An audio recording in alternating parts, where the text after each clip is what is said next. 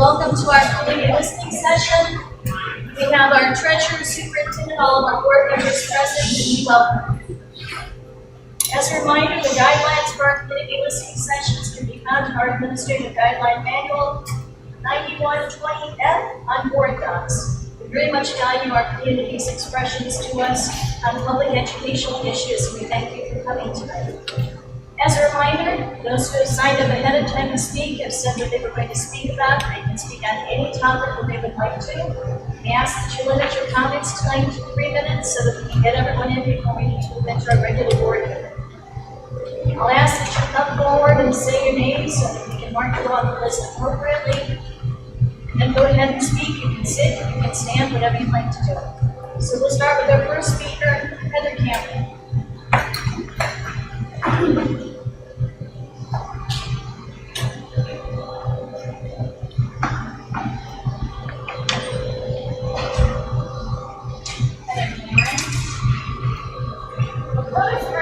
Statement was developed during the last strategic planning process in 2018. It states everything we do is designed to provide a future-ready, student-centered learning experience for every single child. How the district will achieve this is built in the 4 pillars of that vision.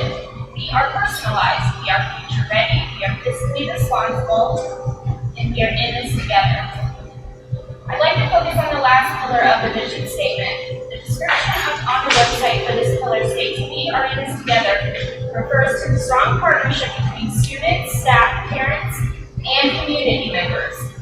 Through an action plan that includes the development of non-traditional programs to engage parents and community members, strengthening the two-way communication with stakeholders, and continuing to encourage staff and student voice, the district embraces this partnership to achieve student success.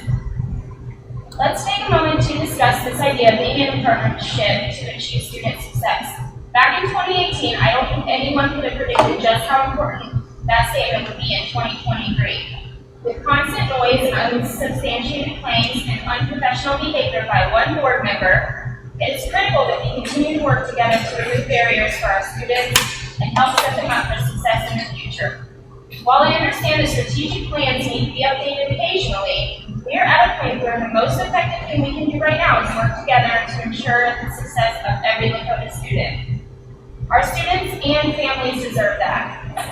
Does it make sense to begin the strategic planning process with an interim superintendent who doesn't have plans to be here when the plan will be implemented? Or does it make more sense to interview candidates next year and say, we want you to be involved in this process to help us shape the future of how we want our district to look? As someone who will be doing the work that will align with the new plan, it just seems logical to include the voice of our next superintendent. What if the next superintendent wants to change the plans 2 years from now? Is it an effective use of time and taxpayer dollars to go through this process right now, when it might need to change again in the near future? Please provide more clarity in the meeting about why this process is starting now and what the timeline is for completing it. In order to live up to the idea that we are in this together, something as important as strategic planning processes should be done with full transparency and done in a manner that takes all stakeholders into account. Thank you. Thank you. Lynn Jackson.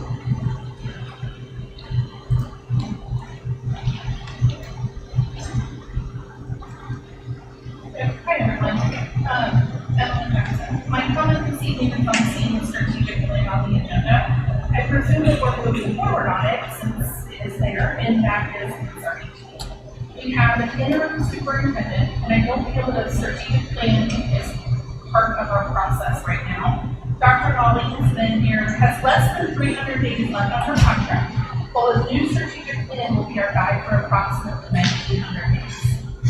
I hear what admittedly are rumors, that we are looking at a strategic plan moderator who's an investor in a failing charter school.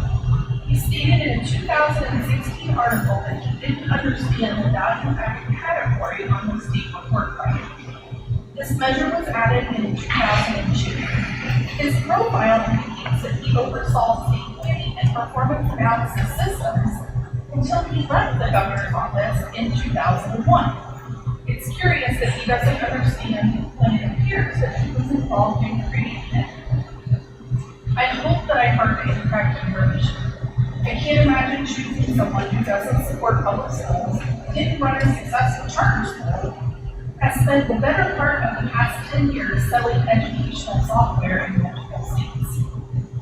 This school year needs to focus on transportation, defining the executive team structure, and deciding what we will fix for the master facilities plan as we hire a permanent superintendent. This is a reactionary year. This is a year for the board and the executive teams where we can pass through checklists and not create a new one. We need to own the space that we are in, and this isn't a mission-building year. Thank you, Mrs. Jackson. Christina Bench.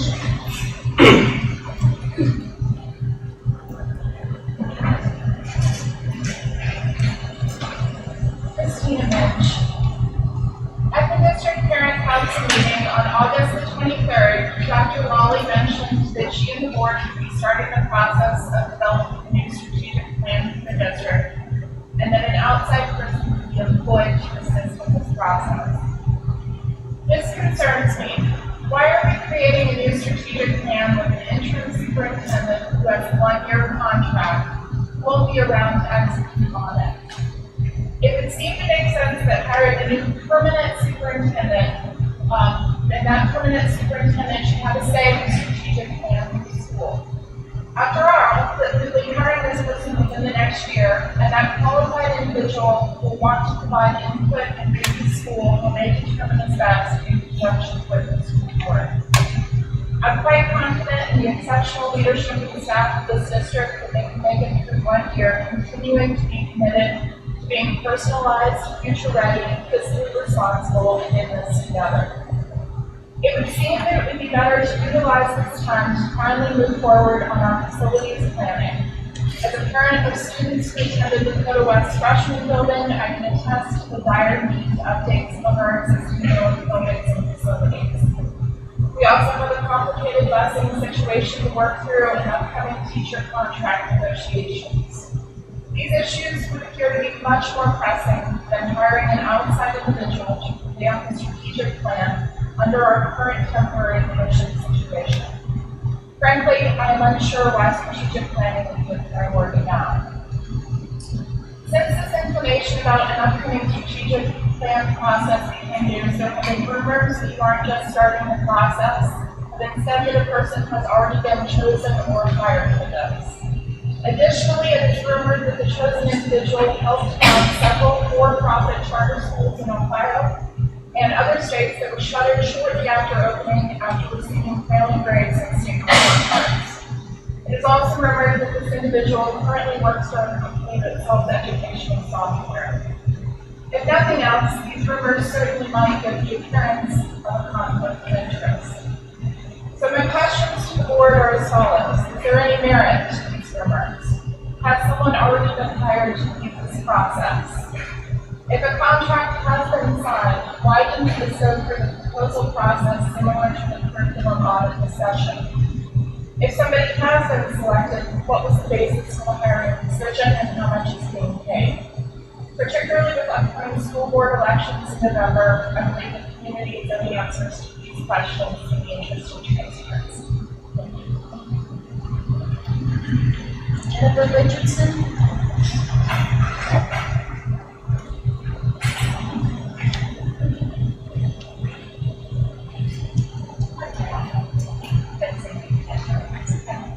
So, I just want to ask, I wrote an email to you, Mr. O'Connor, on August 28th. I'm just going to read that. I heard back from you essentially today. I'm writing to Mr. O'Connor. I'm writing to ask you to please have a microphone available at future listening sessions. There has always been a microphone available for speakers and public comment in the meetings of the public in Plains Junior and in the auditorium that each freshman started here. I don't think it's appropriate to expect the community to provide their own microphone. I didn't realize that Alex Argo had been providing the microphone here after this since we started this listening sessions. Until last week when he wasn't able to bring one. It's really hard to hear. I mean, I was sitting right here and hear this speaker last time, and I'm sure people in the way back can't hear what we're saying either.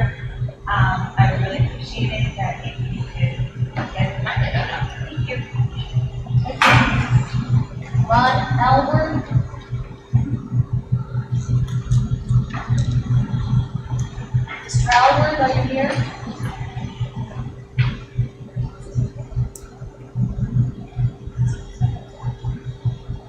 Mary Sanders?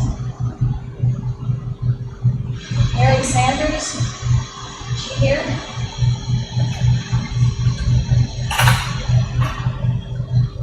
Katie Hacker?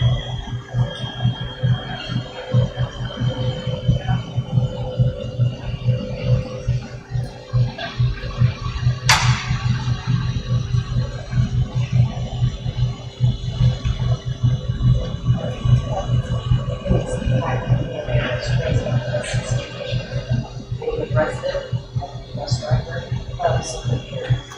I'm here to address the public and wanting to say that you're fighting for us as employees. So we have Ohio, Dakota, students and parents, and we feel that Dakota is trying to do our contract for us. And we don't feel that's right. The public is very concerned about the safety and protection of the students. Cameras and things, we don't believe that we are fighting for that those things are there, that are in the bus. They're just not proper, they are contact with us. I'm very passionate about the job. And Dakota is trying to focus that with being a contract, and it shouldn't be. The public should definitely understand that we would love to do here today, sitting in the back, listening and talking to people there. I've been around buses my entire life, I've never taken a stand. We feel that legislation is necessary. If our people and our transportation, they can use it. We all done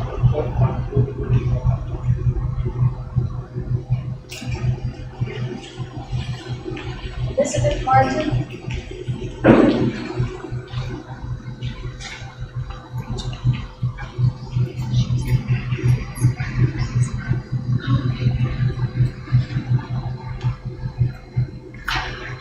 So I'm going to try to use my bus driver voice.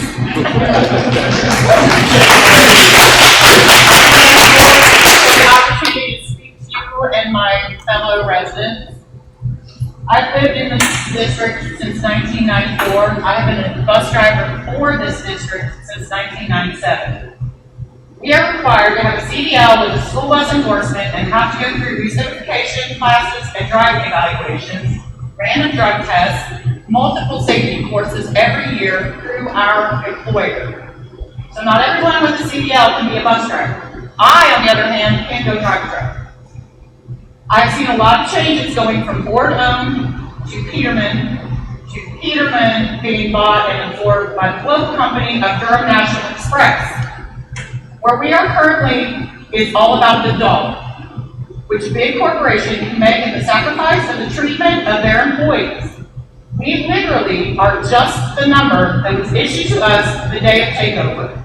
If you ask me what mine is, I can't tell you because I don't know. I am not a robot. I am not a vehicle with a VIN number. I am a human with a name, a home, a family, and friends. We care deeply about your children. We would sacrifice our lives for the safety of our bus babies, aka your children. We are not against safety. We are arguing about the language regarding everyone's safety and sanity and the discipline that is being proposed. It's not about having the cameras. We have been driving with cameras for over a decade. When I first started, we had to have a box. There was a box under the seat, a box over the overhead. You had to get a camcorder and a VCR tape. They protect us as well. Is technology perfect? No. Are humans perfect? No. We strive to be the best drivers out there and are proud of the jobs we do. But we are seemingly being torn down by the district, Durham, and the media. I personally don't want Lakota named in my contract as being able to have us released or fired. We do not work for Lakota. We drive Lakota students, but the district should have nothing to do with the contract between the union and the employer.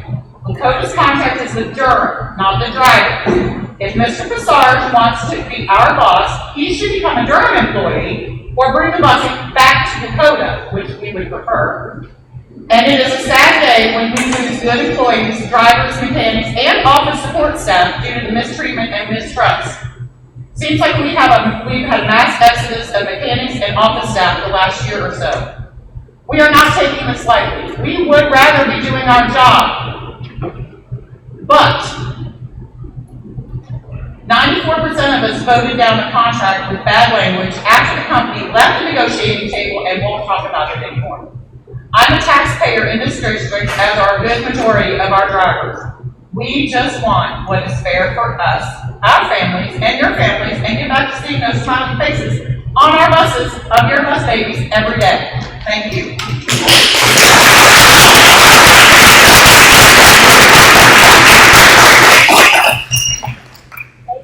Maxwell Winger. Maxwell Winger.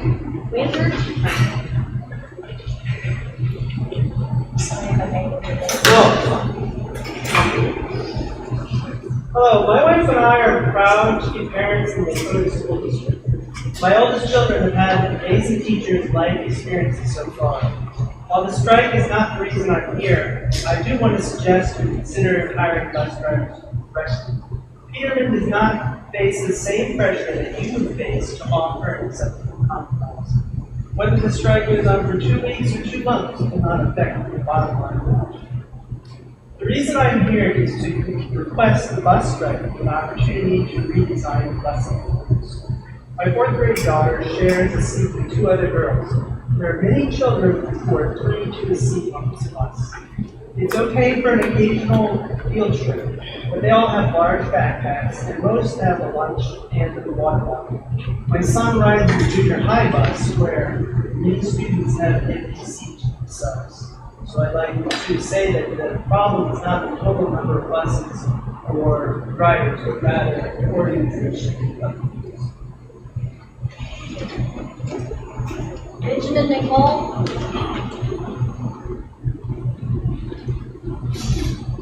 Good afternoon, everybody. I'd like to check. So, a few things. One, in the last meeting, or one of the last meetings I was in, I had a diversity strategic plan. It was 2015 to 2017. I'll be sending that tomorrow. I have problems with my scanner, so that'll be sent this week. 2, in regards to the union, bus drivers, Peterman, and the school. I think Lakota has a right to ask for certain things from any vendor, as we would for any vendor. I think where the challenge is created is when the district communicates on behalf of that vendor. So when I saw that email that was sent out from the district on behalf of Peterman, I had a personal problem with that because we're not their employer, and we're also kind of muddying up the waters between Peterman and the union relationship. So if it is between Peterman and the union, which has been said several times in the past, and it actually is, I would suggest not communicating on behalf of Lakota Peterman's message, or at least give an ample challenge for the union to also do the same channel. Because it's not fair, and also kind of muddies up the waters of the employer relationship, because we are not the employer. The Lakota School District is not the employer. They don't have that employment relationship. And you do not want that employment relationship or anybody coming into a situation where they're going to say, hey, now we're our employer, when they're not. I think also as a result of the busing, but a number of things, the massive facilities plan I think is really important to focus on, because if you look at Creekside, for example, anybody drove down Creekside, towards Creekside, saw how long it took to be able to get there today. And that's a number of schools, and that's just because of the logistics.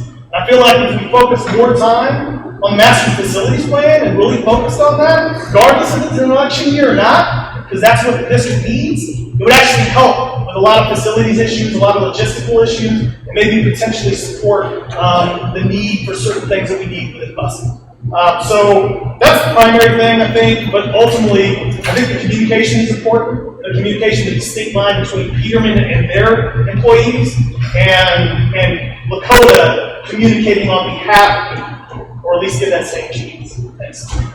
Thank you.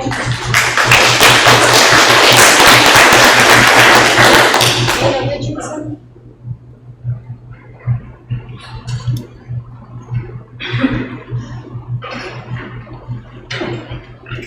Hi, I'm Dana Richardson.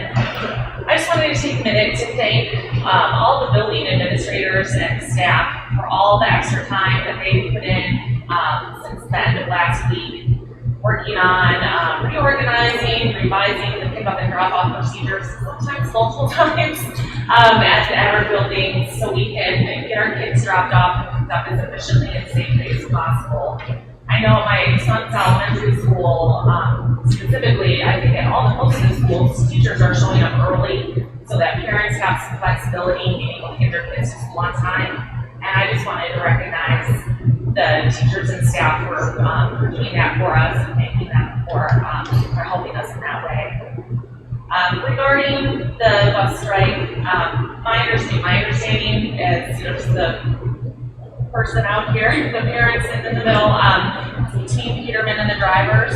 But if there's any role at all that Lakota has in any sticking points, I truly hope the district is willing to revisit those with Peterman and potentially be a concession to help move things along if that is indeed a part of this. And like I said, I'm not privy to all the details, so I don't know, but I'm just asking that as a parent if there's any role that the district has to help make concessions and get our drivers back driving those buses. We appreciate it.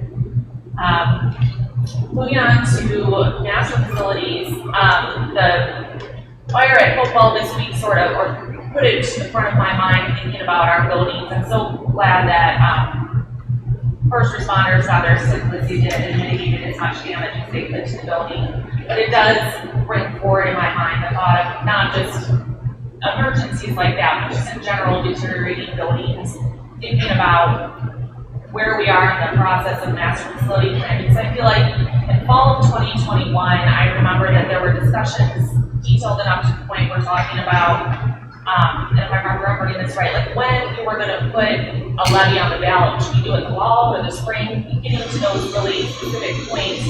And now it then became, well, it's just not a good time, and backpedaled to the point that the timeline has just become very vague, that we just don't know sort of where we're at. I know there's a lot that goes on behind the scenes that we maybe aren't seeing. If there's any way to have some clarity to the district as to really what the timeline moving forward might be, but we could be looking forward to having a levy and getting these buildings taken care of. Thank you.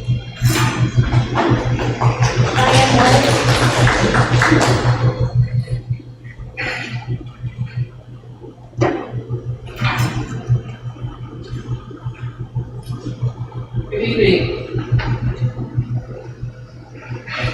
First and always, thank you. Thank you for your work. Thank you for your service. Thank you for your commitment to this district. I have three things that I'd like to address this evening, maybe four. Where's Kim as well? Three things I'd like to address this evening. First, the bus driver strike.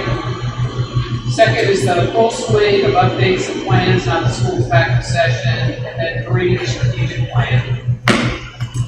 I live close to the intersection of Tylersville and Swordsville, and the school start time and end time traffic is horrendous and movable. Fridays, I was driving home from something, literally, y'all know that was Swordsville Hill as you're going north. Traffic was backed up down that hill and then back up the hill, literally not moving at all. And that is just, I'm surprised actually the city didn't step in and do something. It doesn't matter, but pretty dangerous and hazardous. So looking for a resolve on that. It seems that tonight's key issues were brought forth, and I just say some. I don't know all the issues on the table, but some of the key issues that you laid out here, and what the district has been, and does have some rights and responsibilities to resolve. Next is the full suite of plans. I'm very excited to see that there's going to be a lot of reporting tonight and this year as things move forward. And it is exciting as the new school year gets started to see that in place and in motion with a little bit of the summer being dedicated quite a bit to research what is in place. Third is the strategic plan. Honestly, I'm very grateful to Dr. Lawley for being willing to engage in the strategic planning at this time. It's a clear indication that he's not taking this as any kind of a lame duck. We went through about 6 months already of non-activity where there should have been activity, so I'm really grateful for the engagement at this time in that part of the process for the district. And really think it's wise that the district move forward in strategic planning during this season and not let this be a season of rest or simply searching. I know there's work to do in the search for the next superintendent. This is the time to get more the momentum and even the work that is ahead on the school year.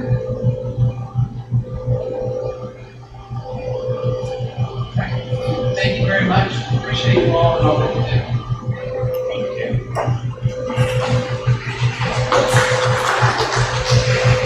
Circle back for a moment just in case Mr. Albert or Mary Sanders. All right, not doing this tonight. That concludes our listening session. Thank you all for being here. We invite you to stay for our board meeting starting at 6:30.